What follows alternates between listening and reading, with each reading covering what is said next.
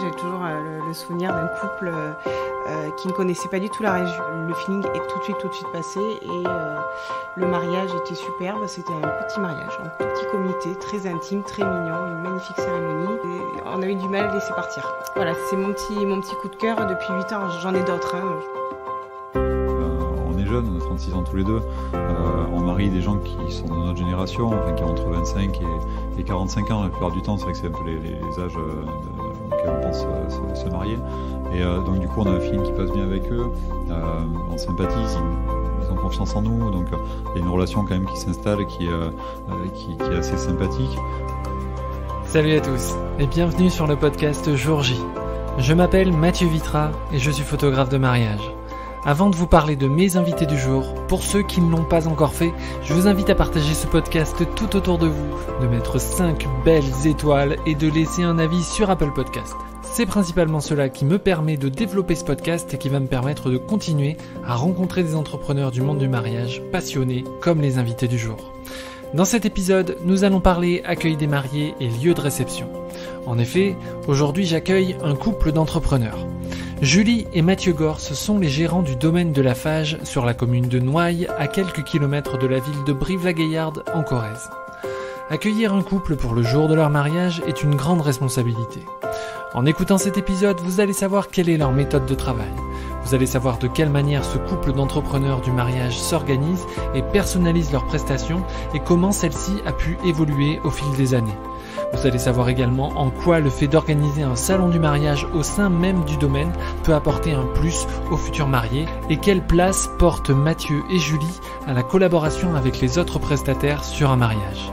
Je ne vous en dis pas plus, on se retrouve à la fin de ce podcast. Installez-vous confortablement. Très bonne écoute. Bonjour Mathieu, bonjour Julie. Bonjour Mathieu. Bonjour Mathieu. Comment allez-vous ?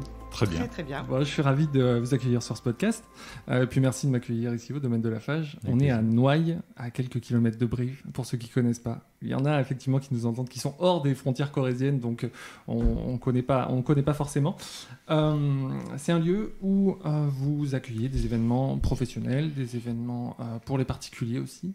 Ce qui nous intéresse aujourd'hui, c'est effectivement le mariage, donc vous allez m'en parler. Il y a effectivement pas mal de lieux, mais vous, votre particularité, c'est que vous êtes au sein du domaine, vous gérez effectivement tout ce qui est accueil, hébergement, mais aussi vous êtes traiteur. Toi, Julie, tu vas effectivement t'occuper de tout ce qui est hébergement, accueil, intendance, et puis toi, Mathieu, tu es traiteur. Tout à fait. Donc, vous allez me parler de tout ça, mais juste avant, je vais vous demander de vous présenter. Julie commence. Julie commence. Allez, Julie commence.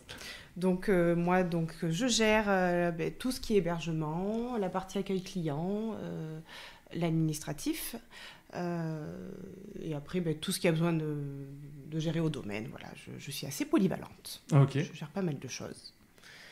Et donc moi, cuisinier de métier, ça ne s'invente pas, ça sera la partie traiteur. Mm-hmm. Réception des clients aussi, accueil des clients pour tout ce qui est anniversaire, mariage et autres.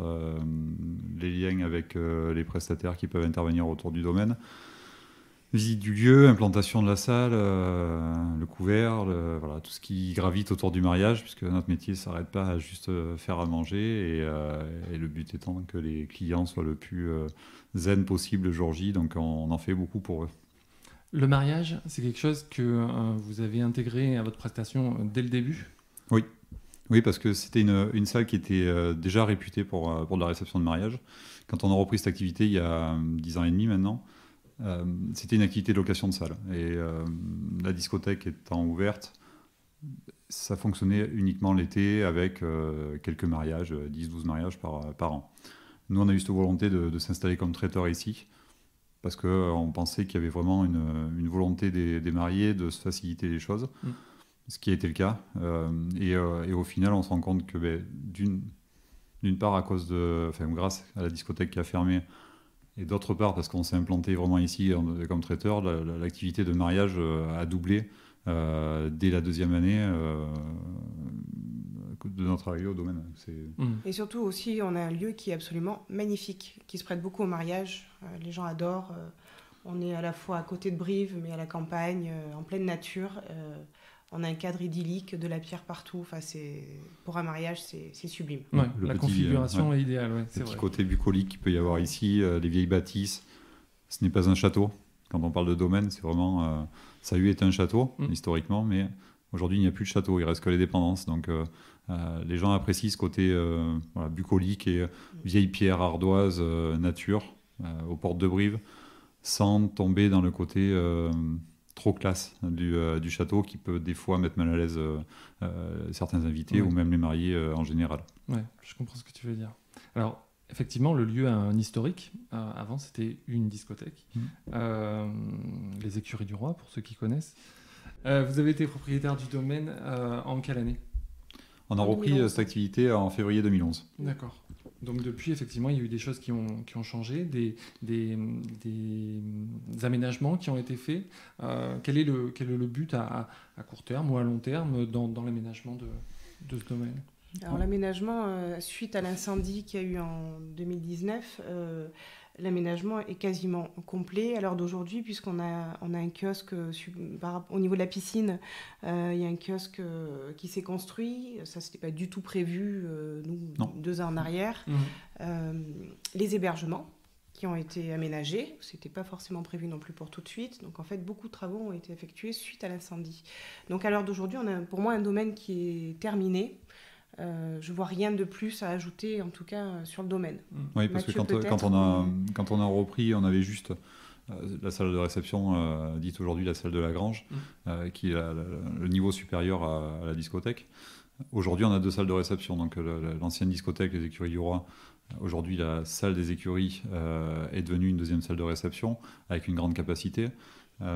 Et aujourd'hui, on a, sous forme de chambre d'hôtes et de gîtes, 11 chambres, dont la chambre des mariés, la chambre nuptiale. Donc, on a quand même un complexe aujourd'hui qui s'est vraiment énormément développé, en fait, alors grâce ou à cause de l'incendie. Mais je vois pas ce qui pourrait se développer de plus maintenant. Non, on a passé 8 ans avec juste une salle de réception et un gîte, en fait. Et aujourd'hui, on a double capacité. Donc, voilà, il n'y a plus qu'à retravailler dans de bonnes conditions. Ce qui a vraiment évolué pour nous à la reprise, c'est le confort qu'on peut avoir dans les salles. Tout le monde a connu, pour ceux qui vont certainement entendre ce petit reportage, tout le monde a connu la salle de réception, la salle de la Grange, l'été où il fait trop chaud et l'hiver où on a du mal à la chauffer.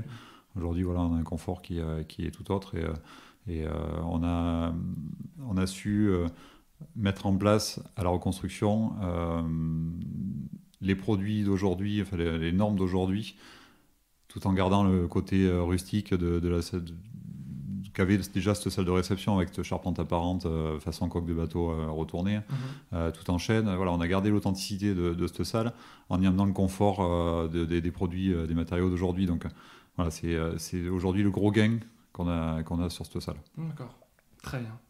Alors pour reparler un petit peu du mariage, quand les futurs mariés vont vous solliciter, quel va être le processus ? Vous allez prendre rendez-vous, ils vont venir sur place, ils vont effectivement visiter, mais quel va être effectivement le processus de réservation ? Vous allez parler ensemble, vous allez poser peut-être certaines questions pour faire en sorte que la prestation que vous voulez offrir soit la plus personnalisée possible. Comment ça va se passer, ça ? Mais en fait, le premier rendez-vous est essentiel. Déjà, il y a une chose qui doit se faire naturellement, c'est que le relationnel avec les futurs mariés se passe bien. Si, comme on leur dit souvent, ils nous confient un petit peu leur mariage et il faut qu'ils aient confiance en nous. Après, il y a vraiment une visite complète de tout le domaine. Ça, c'est la première des choses. Et on commence à parler du repas.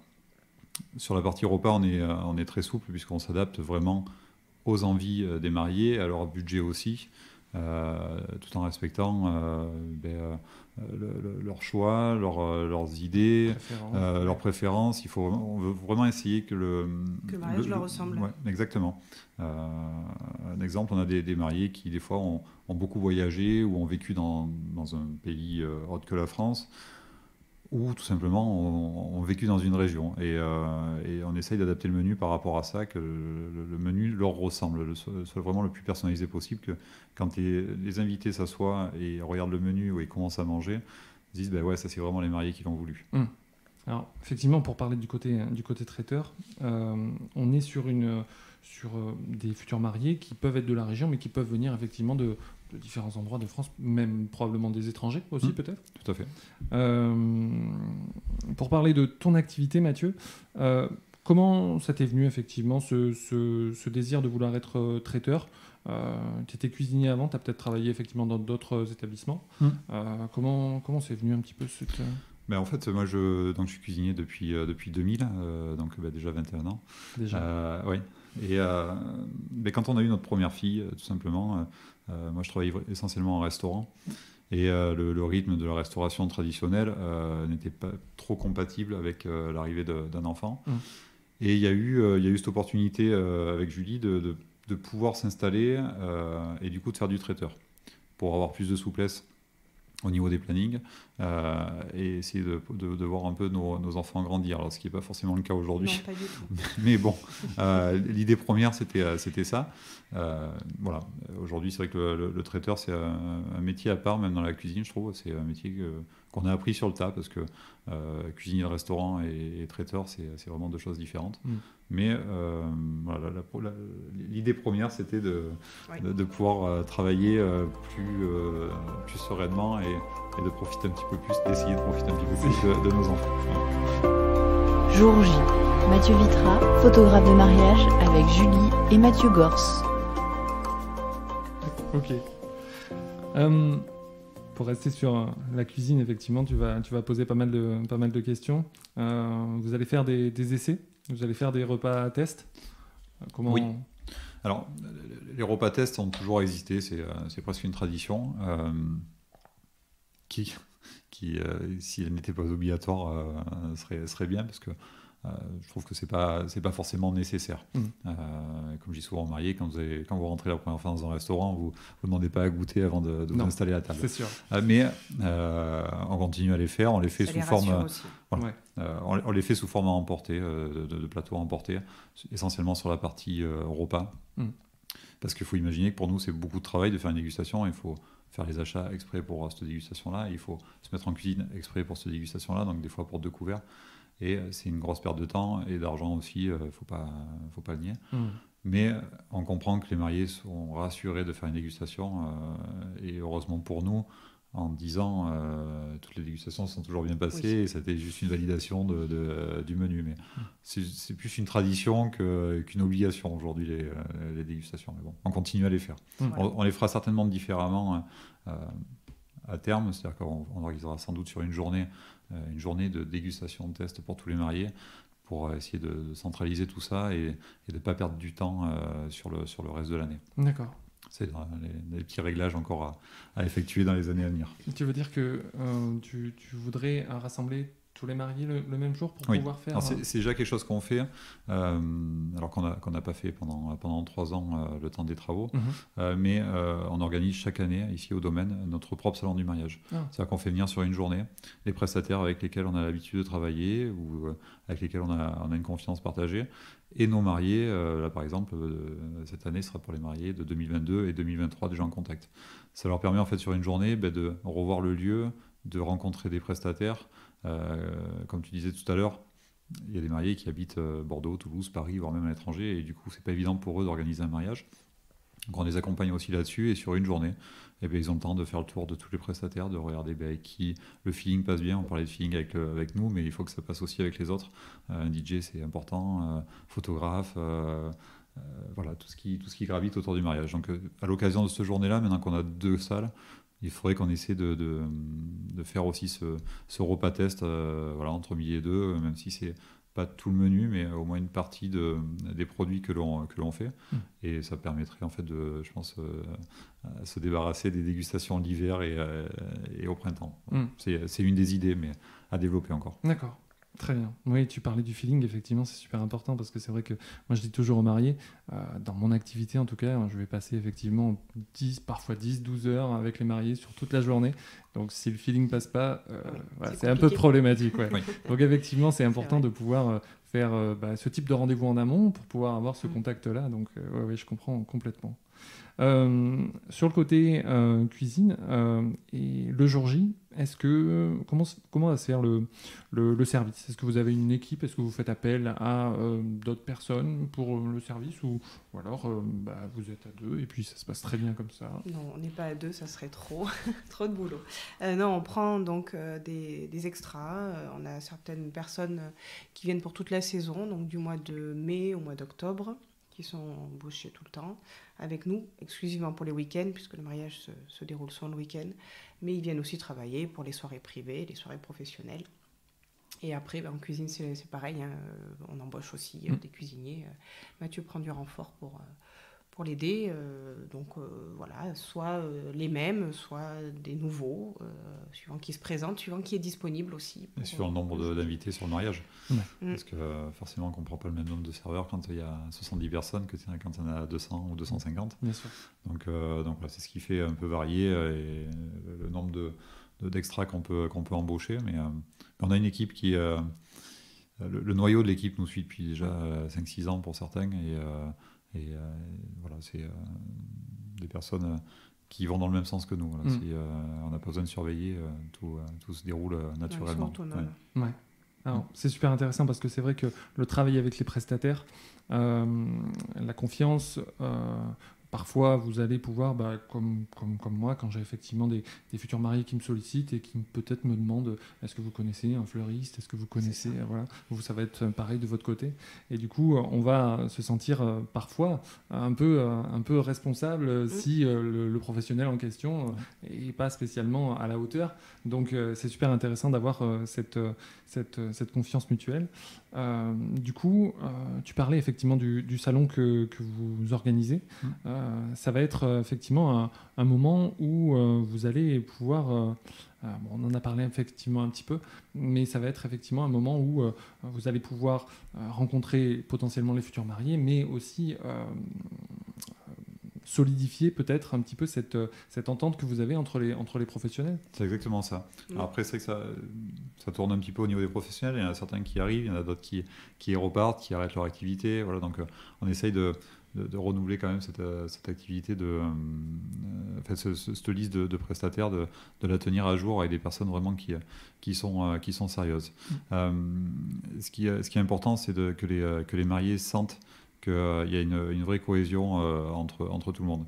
Comme je vous répète souvent aux mariés, chaque prestataire est important sur un mariage. S'il y en a un qui n'est pas bon, s'il y en a un qui ne fait pas le travail correctement, c'est tout qui est un peu gâché. Encore plus pour un DJ, par exemple. C'est souvent l'exemple que je prends, mais même si on fait le meilleur repas du monde et on n'en a pas la prétention, si le DJ n'est pas bon, le mariage sera pas réussi. C'est vrai. Parce que les gens retiennent toujours en priorité le lieu et l'ambiance. Juste avant la partie repas, heureusement pour moi. Mais voilà, c'est vraiment des choses qui sont importantes et voilà, que tout le monde s'entende bien. Nous, quand on est en train d'envoyer le repas, si le DJ continue à mettre de la musique alors qu'on lui a dit non, il faut qu'on envoie le plat chaud, c'est compliqué. Donc voilà, il faut vraiment qu'il y ait une cohésion entre tout le monde et jusqu'à présent, on a réussi quand même à le faire. Donc voilà, on va essayer de continuer pour au moins les 10 prochaines années. Très bien, très bien, très bien. Quand vous allez effectivement organiser un petit peu avec les mariés la journée, il y a effectivement des points un peu stratégiques dans le domaine, que ce soit effectivement pour le vin d'honneur, pour le lieu du repas, la piste de danse. Il y a 2 salles en plus ici, donc c'est selon effectivement le nombre de personnes, mais aussi les préférences, la configuration de la salle. Quel va être votre rôle pour les conseiller, comment vous allez les conseiller par rapport à leurs attentes, comment ça va se passer un petit peu cette... Au niveau de la visite, lorsque l'on commence la visite, c'est vrai qu'on commence par la piscine pour leur expliquer que le vin d'honneur se déroule la plupart du temps autour de la piscine. Après, ce n'est pas une obligation, s'ils ne souhaitent pas que le vin d'honneur se déroule autour de la piscine, ça nous arrivait que très rarement, où les gens avaient peur à cause des enfants, parce que la piscine... Elle est ouverte, mais nous sommes toujours devant. Une fois que nous ne sommes plus à la piscine est fermée à clé, donc il n'y a plus d'accès. Donc souvent le vin d'honneur se déroule au niveau de la piscine, et après donc on leur fait visiter les salles de réception. En effet, suivant le nombre, sachant que la salle des écuries est plus grande, si vraiment ils sont trop trop nombreux pour la salle du haut, on leur conseille la salle d'en bas, donc la salle toute voûtée en pierre, les écuries. Et sinon, on leur laisse le choix de la salle. Il y en a qui ont tout de suite un coup de cœur pour une salle ou pour l'autre. Et il y en a qui ont encore du mal à faire un choix. Même pour 2021, il y en a certains qui ne savent pas encore dans quelle salle ils vont faire leur repas. D'accord. Parce qu'il faut le dire, effectivement, vous avez la possibilité de louer les deux en même temps. Tout à fait, Exactement. ouais. Pour un même mariage. On donne la possibilité aujourd'hui aux mariés en fait, de louer les 2 salles de réception. Alors ça leur amène beaucoup de tranquillité. Nous, ça a été un stress énorme pour nous pendant les 8 années avant l'incendie, puisqu'on n'avait qu'une salle de réception, comme on le disait tout à l'heure. Et on n'avait pas forcément de plan B en cas de pluie. Aujourd'hui, on donne la possibilité aux mariés en fait, de louer les 2 salles de réception. Ça leur permet, et ça nous permet en fait, d'être tranquilles jusqu'au jour J. Comme on le dit souvent, la seule chose qui peut stresser les mariés, c'est le temps. La seule chose qu'on ne peut pas maîtriser, c'est le temps. Le reste, on essaye de le maîtriser. On n'a pas les bonnes relations pour ça. Non. Et donc, c'est vrai que les 2 salles sont magnifiques. Une voûtée tout en pierre et l'autre charpente apparente et sol imitation bois. Donc, ce sont 2 salles qui sont complètement différentes. Ils ont le choix. Alors, des fois, le choix se fait naturellement par rapport à la capacité, puisque la salle de la Grange a une capacité de 120-130 personnes assises. Et la salle des écuries, on peut aller jusqu'à 250 personnes assises. Donc, c'est vraiment 2 salles qui ont une capacité différente. Bien évidemment que tous les mariés rêvent d'avoir un joli soleil le jour J. Les photographes rêvent d'un peu moins de soleil parce que c'est moins bien pour les photos. Mais les mariés veulent un grand soleil et un honneur autour de la piscine. Malheureusement, comme on le disait, on ne maîtrise pas ça. Et si jamais il pleut, on a quand même un super plan B avec la salle qui n'a pas été retenue pour le repas. Donc, sachant qu'en plus, ces 2 salles communiquent par un escalier, si jamais c'est une journée où il pleut, du matin au soir, pas de souci, il y a quand même tout ce qu'il faut pour que les gens passent un bon moment, même si c'est en intérieur. Jour J. Mathieu Vitra, photographe de mariage avec Julie et Mathieu Gors. On va revenir un petit peu pour ce qui est côté cuisine. Vous allez réaliser tout le repas. Ce qui va être côté pâtisserie, gâteau, là vous allez travailler effectivement avec d'autres prestataires ou vous allez réaliser aussi tout ce qui est gâteau de mariage, que ce soit pièces montées, wedding cake ou des choses comme ça. Non, pour moi c'est vraiment un métier que j'ai toujours dissocié du mien. La pâtisserie, c'est bien pour ça qu'il y a des pâtissiers et des boulangers pour le pain. Voilà, c'est un autre métier. Alors c'est quelque chose qu'on sait faire. On sait faire la petite mignardise. Parce que là, ça se rapproche plus de notre métier de traiteur. On sait faire des verrines, voilà, des choses comme ça. On sait faire aussi des gros gâteaux, mais on y passe beaucoup de temps et on n'a pas forcément le matériel adapté. Et encore une fois, je suis plus un cuisinier qu'un pâtissier et j'aime pas avoir les doigts qui collent. Donc, je sous-traite la pâtisserie à des pâtissiers ou tout simplement les mariés s'occupent du dessert. S'ils le souhaitent, on a aussi un prestataire là-dessus. Et ils peuvent contacter un pâtissier qui nous livrera directement le dessert ici. On leur servira sans supplément, sans rien du tout, le dessert qu'ils auront choisi. Ok, très bien. Alors vous êtes tous les deux sur le domaine depuis 2012 maintenant. Est-ce que vous me direz effectivement... 2011. C'est effectivement un avantage d'être tous les deux ensemble au travail comme à la vie, c'est sûr, mais c'est vrai que c'est une expression un peu... Mais c'est vrai. Elle est sympa. Le fait que vous vous entendiez comme ça, c'est une complémentarité, une complicité. Et comment vous diriez effectivement quel est l'avantage justement d'être au sein du domaine à gérer tous les deux toutes les facettes du domaine, toutes les facettes de la prestation. En quoi c'est un avantage ? Peut-être que c'est un inconvénient aussi parfois. Peut-être qu'on ose trop se dire les choses. Peut-être que... Non, déjà, ce qui est bien, c'est qu'on est un couple. C'est un homme et une femme. Et il y a des clients avec lesquels c'est plus facile qu'une femme discute ou d'autres, un homme discute. Bien sûr. Et ça, c'est la première des choses. Après, il y a aussi surtout la multitude des tâches qui nous incombent au domaine. Et là, pour le coup, je pense que si on était seul, on n'y arriverait pas. C'est même pas, je pense, c'est sûr. Donc chacun a sa partie, chacun a son rôle. Comme tu le disais tout à l'heure, Julie sera plus sur tout ce qui est hébergement et coordination de tout ce qui se passe au domaine et surtout la partie, on va dire RH, qui fait un peu peur quand on en parle, mais tous les contrats de travail, voilà, tout ce qui gravite, tout l'administratif, les mails, les appels multiples des mariés en panique, Voilà, donc toute cette partie-là est essentielle pour que le domaine tourne. Et puis, comme on disait tout à l'heure, ma partie plus à moi, où là, c'est les salles de réception, l'agencement de tout et la partie traiteur. Donc, on a besoin d'être à deux. Et je pense que le fait qu'en plus, on soit marié et femme, ça facilite un peu les choses parce que... Ou pas. Ou pas. C'est pas toujours évident. Voilà, forcément. Bon, chacun a sa partie. Alors ça s'est fait assez naturellement au final, parce que quand on a décidé de reprendre à deux, donc déjà au domaine, donc il y avait la partie traiteur pour Mathieu, mais moi je n'ai fait que de la vente jusque-là, et je me suis dit, mais quel va être mon rôle à moi Et en fait, naturellement, j'ai commencé par tout ce qui était bureautique, après je suis passée au service, aussi en 8 ans, j'ai aussi aidé Mathieu en cuisine. Bon, je n'ai pas fait de grands plats. Non, je vous confirme. Non, ça je touche pas. J'aide juste sur la mise en place, ça suffira. Et au fait, naturellement, tout s'est fait comme ça. Voilà, et chacun maintenant les hébergements sont rajoutés aussi, donc c'est vrai que je me suis vraiment consacrée à ça en me disant ça va être ma partie à moi. Comme Mathieu a sa partie en cuisine, moi maintenant c'est vrai que j'aurai mes hébergements et du coup nouveau challenge qui est assez stressant, mais je pense que ça va, surtout, ça va le faire. Surtout en ce moment, puisque effectivement il y a eu tous ces travaux, tous ces aménagements. Donc côté hébergement, il va y avoir effectivement une suite nuptiale, il va y avoir peut-être d'autres couchages pour les invités, pour les proches, les parents, les témoins. Vous avez la possibilité effectivement d'accueillir pas mal de personnes ici. Il y a des gîtes aux alentours. Comment ça va se passer, le fait de dispatcher un petit peu les différentes personnes, ça va être évidemment en collaboration avec les mariés, mais vous allez pouvoir accueillir combien de personnes déjà, et puis comment va se passer un petit peu tout ça? Alors au niveau des hébergements, donc souvent on a une brochure, donc souvent les mariés nous contactent en direct en nous demandant combien on a d'hébergements pour leurs invités. Souvent, ils veulent héberger leurs témoins, leurs familles proches, leurs amis proches aussi. Vu qu'on a une capacité à l'heure d'aujourd'hui de 24 couchages, ils arrivent quand même à réunir pas mal de personnes sur le domaine. C'est jamais assez, parce que sur un mariage de 100 personnes, ils aimeraient pouvoir héberger tout le monde. Mais déjà 24, on est bien. Et ensuite, ils se renseignent un petit peu aux alentours. Alors, c'est vrai que nous, on n'est pas forcément en contact avec d'autres gîtes aux alentours, parce qu'on n'a jamais pris le temps de s'en occuper.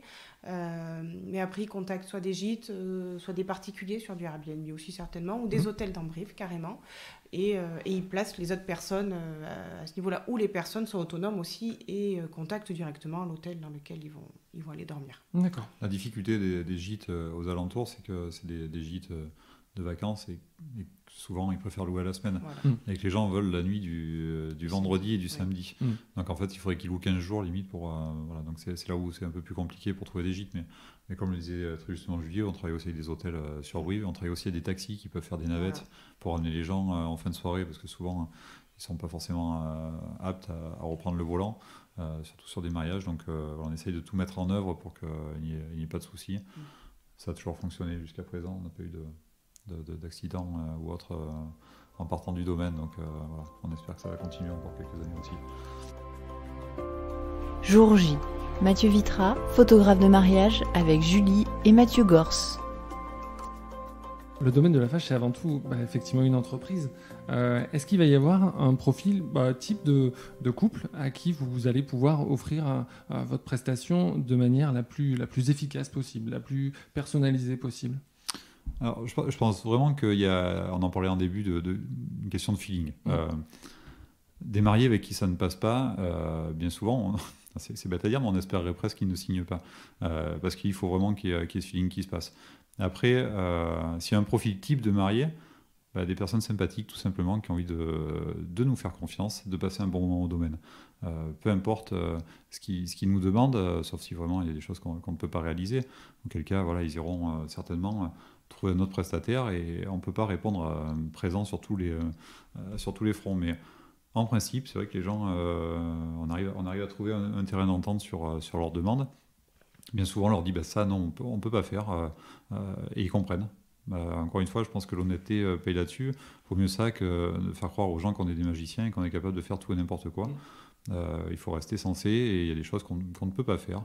Il y a des choses qu'on a eu fait par le passé, comme je pensais à la cuisson à la broche. qui demandent un temps énorme au final pour pas grand-chose, j'allais dire, parce qu'il y a des choses bien meilleures à faire qu'un cochon de lait à la broche ou une cuisse de veau à la broche, même si c'est très bon.